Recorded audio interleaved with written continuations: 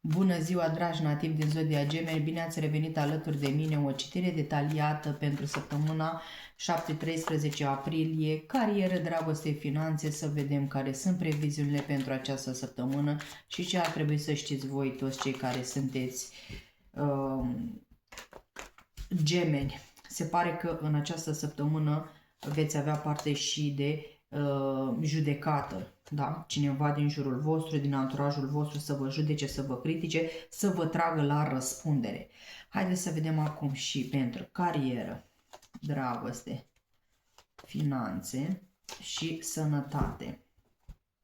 Facem și o clarificare pentru carieră. Pentru carieră, dragii mei, se pare că va fi o săptămână bună, o săptămână în care unii poate începeți un nou proiect sau pur și simplu un nou loc de muncă, da? Oportunitatea de a accesa un nou job sau a face schimbări din punct de vedere al carierei. Poate unii dintre voi luați niște decizii vis-a-vis de oportunitățile care vor veni în această săptămână pentru voi. Important este că vin oportunități, puteți accesa să faceți schimbări, depinde doar de voi dacă veți și acționa, da? Pentru că mie în cărți mi se arată o oportunitate, noroc, către alegere și către stabilitate a unui nou început. Deci cărțile predispun, dar nu și dispun, da? Să înțelegeți și voi lucrurile astea.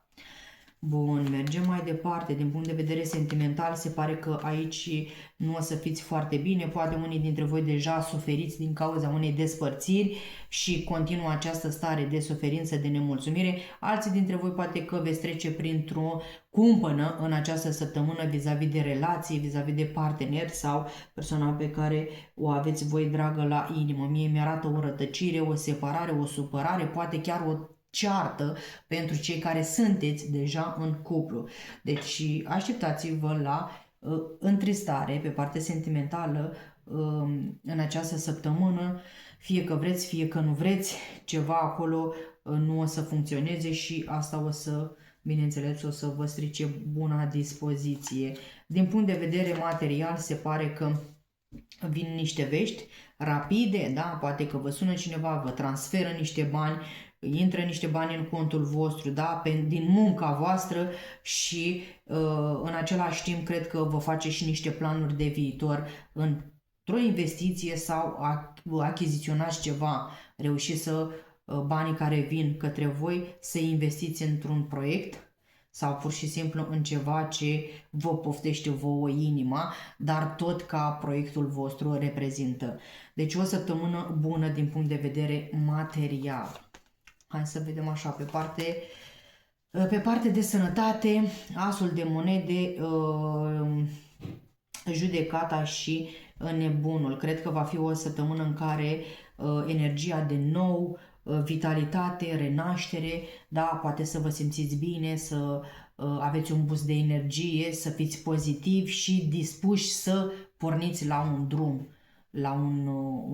La un drum mă refer la o călătorie spirituală sau pur și simplu să fiți activi, da? Poate alergați, ieșiți în natură, deci o stare bună pentru că veți avea energie.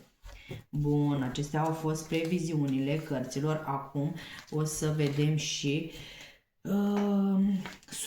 surpriza acestei săptămâni. Ia să vedem surpriza acestei săptămâni pentru voi. Surpriza săptămânii. Ce spun cărțile ca și surpriză a săptămânii? 1, 2, 3. Bun. Se pare că cineva își va schimba brusc atitudinea față de voi și nu o să mai primiți pur și simplu empatia sau sprijinul acestei persoane, da? Cineva poate care vă promite că vă ajută sau vă este aproape, pur și simplu să schimbe starea, opinia, părerea și să nu mai dorească să fie acolo pentru voi, să vă sprijine sau să vă sfătuiască, să nu vă mai ajute.